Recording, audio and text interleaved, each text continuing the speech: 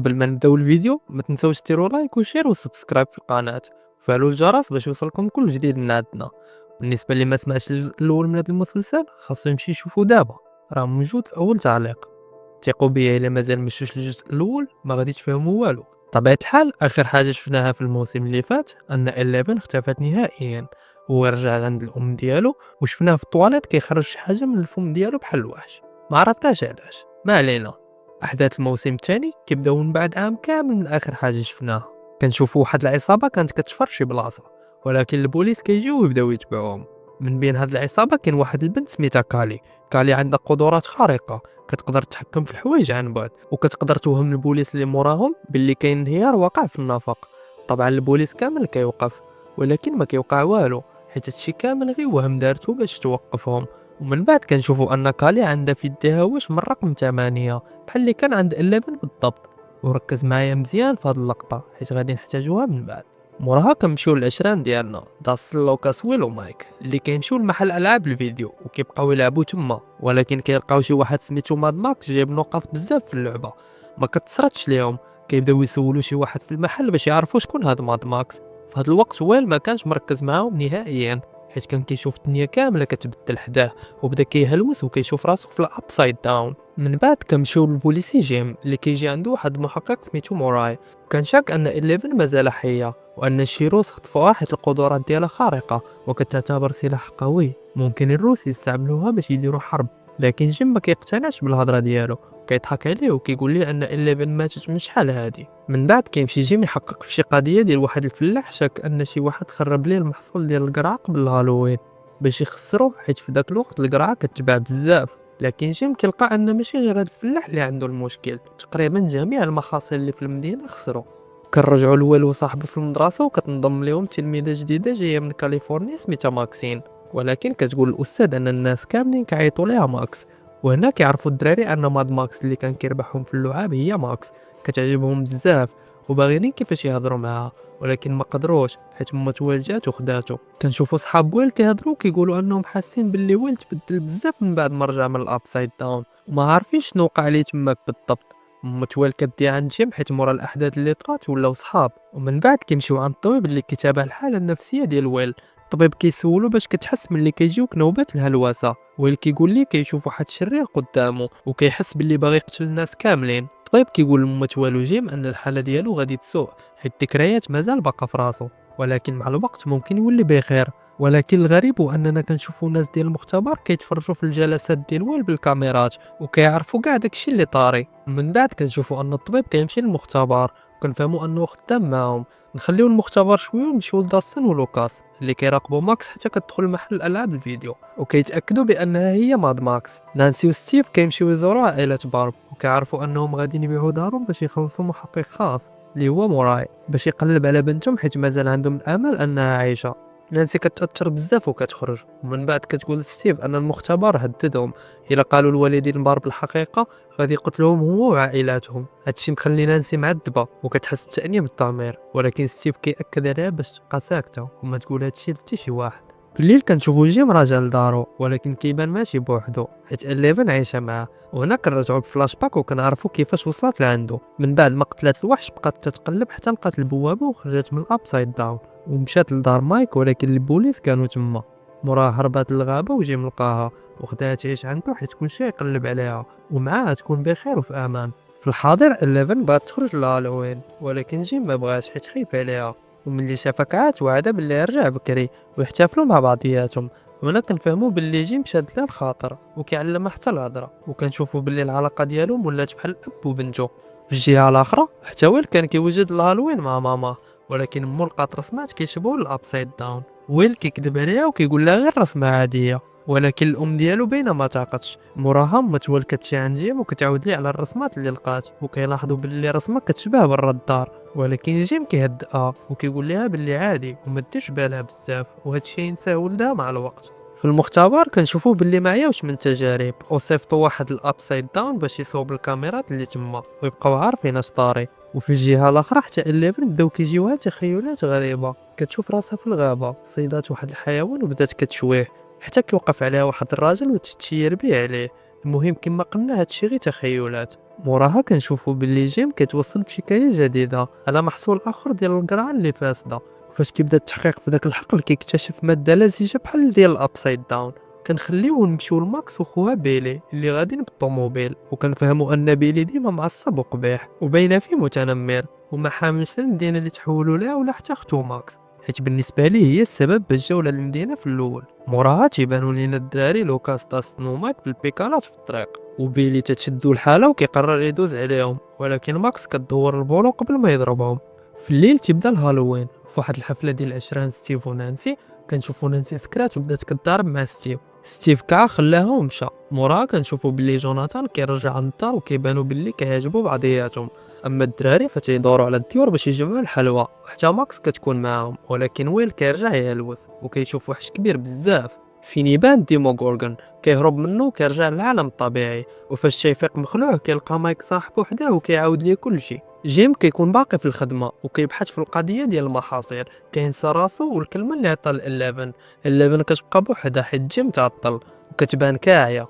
وفاش رجعت جيم تتسد عليه الباب ديال البيت وحالفه ما تهضر معاه، ولكن هي ساكته حيت كتحاول تواصل مع مايك بالقوه ديالها ولكن ما كتقدرش وكتزيد تكعى وبدات تتبكي. في الجهه الاخرى داستن كيسمع شي تقرقيف في الطارو ديال الزبل، وفاش تيقلبو كيلقى فيه مخلوق صغير وما كاينش حتى كياخدو معاه. في الدار داستن دار ليه بلاصتو ولا تيوكلو الشوكلاط، وملي تيدي الناس كنكتشفوا باللي هذا المخلوق دغيا تيكبر وتيغوت بحال الوحش.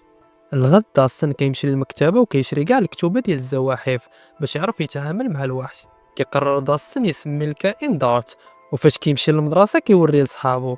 انا ويل تتشدو الخلعه، ويل مع تيشوفو كيعرف ان دارت بحال المخلوقات ديال الابسايد داون وتيشبه المخلوق اللي خرج من حلقه. جيم منين كيوصل لهاد المرحله كيكتشف ان جميع المحاصيل اللي كتفسد كاينه في مناطق قريبه بزاف من المختبر، وكيشك ان المختبر هو السبب في هادشي كامل. على هذا الاساس كيمشي مباشره للمختبر وكيواجه الدكتور المسؤول وكيهدو كيقول لي الا ما لقاوش حل لهاد المشاكل غادي يتصرف بطريقته وغادي يلغي اي اتفاق معاهم وغيصيفط الناس كاملين اللي خدامين في المختبر للحبس، ومن بعد كيطلقوا يمشي. وفي الجهه الاخرى كيجي بوب اللي هو خطيب متويل وكيقول لها انه مشى شاف الفيديو اللي تصور فيه ويل نهار الهالوين، ولكن شاف في داك الشريط ان شي ناس كانوا كيتنمروا على ويل وكيقولوا ليه زومبي. متويل كتكعى وكترجع للدار باش تعاود تشوف الفيديو مره اخرى وتعرف شكون اللي تنمر على ولدها، ولكن كتفاجئ ملي كتشوف واحد اللقطه واحد الوحش غريب باين. كتمشي دغيا تجيب ورقه وتحاول ترسم الشكل ديال داك الوحش، وكتلاحظ ان الرسم اللي خرج ليها هو نفس الشكل اللي كان ويل رسم قبل. ومنين سولاتو عليه قال لها غير رسمه عاديه. حيت ويل كان حاس انه شاف دارت من قبل في الابسايد داون كيمشي دغيا عند داستن ولوكاس وكيقول لهم خاصهم يقتلوه، ولكن كيتفاجئوا بان دارت ولا صحيح بزاف وكبر كتر وكيبدا يخرج منه واحد الكائن كحل بحال ديال الابسايد داون وكيهرب منه قبل ما يقتلوه. في الجهه الاخرى كنشوفوا 11 خرجت من الدار وما سمعتش الهضره ديال جيم. في طريقها كتلقى مع واحد السيده وكتسولها على فين كاينه المدرسه، ومن بعد كتكمل طريقها، ولكن ديك السيده لاحظت ان 11 في شكل وديكلارات للبوليس. ملي كيوصلوا عند البوليس كيتصلوا بجيم وكيقولوا ليه ان كلام مورا يطلع بصح وان البنت 11 مازال عايشه. بطبيعه الحال هادشي ما جديدش على جيم حيت مخبي عنده، ولكن كيخاف عليها وكيخلي كل شيء وكيخرج يقلب عليها.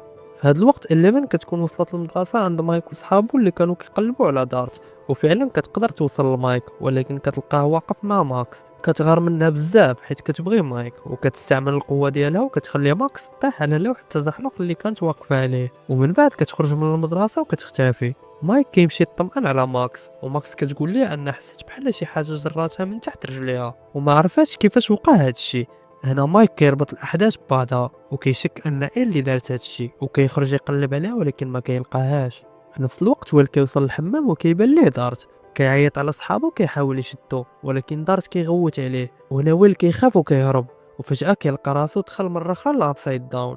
كيبقى يجري ولكن كيخرج قدامه وحش كبير بزاف. كيخاف ولكن كيقرر يواجهو ويوقف قدامه وكيقول لي انا ما خايفش منه. الوحش ما كياكلوش وما كيدير ليه والو ولكن كيدخل الجسم ديالو من فمه. في هذه اللحظه داستن كان سمع ويل في الحمام، دخل بالزربه وخدا دارت وخباه قبل ما يجيو صحابو ويقتلوه. من بعد صحابو كيوصلوا وكيبداو يقلبوا على دارت، ولكن داستن كيكذب عليهم وكيقول لهم راه قلب وما لقى والو، وكيزيد يكذب عليهم وكيقول لهم حتى يمكن ويل خداه. هنا كينتابوا ان ويل ما كاينش معاهم اصلا وكيخرجوا يقلبوا عليه. الوقت اللي كيقلبوا على ويل كتوصل ماما للمدرسة حيت تعطل عليها. مورا ما عياو يقلبوا كيلقاو ويل في الحديقة ديال المدرسة مغيب وكيترعد. علاش؟ حيت ويل كان مازال في الابسايد داون. من بعد محاولات كثيرة من الام باش تفيقو كيفيق اخيرا وكتمشي بيه للدار وكتبدا تسولو شنو وقع ليه. كيحاول يكذب عليها ولكن في الاخير كيعاود لها كلشي وكيبكي وكيقول لها راني خايف. في الليل كنشوفو ويل وهو ناعس ولكن كنلاحظوا حاجه خطيره، عينيه كيتحركوا بحال شي واحد داخل فيه. ومنين كيفيق الصباح مو كتقيس ليه الحراره وكتلقاها هابطه بزاف وكتستغرب. نخليهم ونرجعوا ل11 اللي ما لقات فين تمشي ورجعت عند جيم كيتعصب عليها بزاف حيت خرجت من الدار وما احترماش القواعد وكيقرر يمنع عليها التلفازه. 11 كتعصب وكيدابزوا مع بعضياتهم وما كتقدرش تحكم في راسها وكتهرس الدار كامله بالقوه ديالها. ومن بعد كتدخل لبيتها وكتجلس كتبكي. النهار اللي موراه جيم كيجي وكيعتذر لها وكيتصالحوا. في نفس الوقت نانسي كتقرر تقول الحقيقه لمة بارب وكتعيط لها باش يتلاقاو، ولكن الناس ديال المختبر كانوا كيراقبوا هاد المكالمه، تجسوا عليها وعرفوا كلشي. نانسي وجوناثان كيمشيو للموعد ولكن مة بارب ما كتجيش. كيبقاو يتسناو وكيبدا القلق يكثر. كيلاحظوا ان المكان عامر بالناس اللي كيراقبوهم. كيشدهم الشك وكيبغيو يمشيو ولكن الطوموبيل ما كديماريش. كيدوروهم وكيشدوهم وكيديوهم للمختبر. في المختبر كيتلاقاو مع الدكتور المسؤول وكيعتذر لهم على الطريقه اللي جابوهم بها وكيقول لهم ان اللي وقع لبارب كانت غلطه وانهم كيحاولوا يصلحوا الامور، وكيوريهم انهم كيحرقوا وكيقتلوا المخلوقات بحال داك اللي قتل بارب، وكيطلب منهم يخليوا الموضوع سر حيت خطير على الدوله. نانسي وجوناثان كيقتنعوا بكلامه حيت شافوا كلشي بعينيهم. كيخرجوا من المختبر ولكن منين كيركبوا في الطوموبيل نانسي كتخرج مسجل الصوت من الصاك ديالها وكنعرفوا انها سجلت كلشي. وكيقرروا يستعملوا هاد التسجيلات باش ينتقموا من المختبر وغادي نعرفوا كيفاش من بعد. ويل دارت ليه حمام سخون حيت الحراره ديالو كانت ناقصه، ولكن الغريب ان ويل بدا كيهضر بهضره غريبه وكيطلب منها تخلي الماء بارد حيت كيعجبو. الام ما فاهمه والو وبدات تتخاف وعيطات جيم كيوصل وكيبدا يسول ويل شنو وقع ليه. ويل كيقول لهم ما عرف والو غير انه حاس بشي حاجه غريبه كتكبر فيه. كيولي يعرف شي حاجات بحال ذكريات ماشي ديالو وكيولي عنده معرفه ما عارفش منين جاتو بحال شي قوه خارقه ولكن ما قادرش يشرحها. كيطلبوا منه يرسم اللي حاس به. ويل كيرسم بزاف ديال الوراق وكاع الرسومات مشابهين غير التخربيق، ولكن ويل كتاخد بالها باللي الرسومات كاملين مربوطين ببعضياتهم ومنين كيجمعوهم كيبانوا بحال الرسم ديال نبات متسلقه ومنتشره. جيم كيفهم شي حاجه دغيا وكيجري للمزرعه ديال القرعه وكيبدا يحفر. في الجهه الاخرى في المدرسه مايك كيشرح للدراري شنو واقع لويل وكيقول لهم راه خاصهم يلقاو دارت حيت ممكن يكون هو السبب. داستن كيبدا يفكر يرجع دارت باش ينقذ صاحبه، ولكن لوكاس كيتلاقى مع ماكس اللي كانت معصبه عليهم حيت كيتفاداوها وما كيقولوا ليها والو. كيحاول يشرح ليها انهم كيديروا هادشي باش يحميوها، وماكس كتسولو واش كنتو كديروا هادشي حتى مع 11 وكيبان انها عارفه لوكاس كيتفاجئ ولكن ماكس كتعصب وكتقول ما بقاتش باغا تبقى تهضر معاهم وتتمشي في حالها. بيلي خو ماكس كان كيراقب كلشي وكيجي يهددات بعاد على لوكاس وكيبان انه ناوي على شي حاجه خايبه. نرجعوا ل11 اللي بالصدفه كتلقى تحت الدار ملفات قضايا قديمه ديال جيم، ومن بينها ملف على المختبر وملف على تيري. كتقرا ان المختبر سرق بنت تيري وهي صغيره وباللي سميتها جين. 11 كتحس بشي حاجه وكتقرر تواصل معها بالقوه ديالها وفعلا كتنجح وكتكتشف انها مازال عايشه. والغريب ان تيري كتقدر تشوف 11 في الرؤيه وكتقول لها واش انت جين. هنا كنكتشفوا ان 11 هي بنت تيري، ولكن فجاه تيري كتختفي و11 كتبدا تبكي. داستن كيرجع للدار باش ياخد دارت ولكن كيلقى الزاج مهرس والدم في كل بلاصه، وفي الاخير كيلقى باللي دارت كبر بزاف ولا وحش وكنعرفوا انه كلا المش ديالو. اخر حاجه كنشوفوا باللي جيم باقي كيحفر حتى كيلقى الاعشاب المتسلقه تحت الارض، ومنين كينزل اكثر كيكتشف ان المدينه كامله تحت شبكه ديال الانفاق بحال اللي كان كيرسم وين. وهنا سيادنا كيسالي الجزء الاول من الموسم الثاني وجيم بسطو من داكشي كامل اللي شاف. الا بغيتي تعرف شنو غادي يوقع من بعد تسنى ملخص باقي الموسم في الفيديو الجاي، واللي جديد معنا ما ينساش يدير ابوني. تهلاو.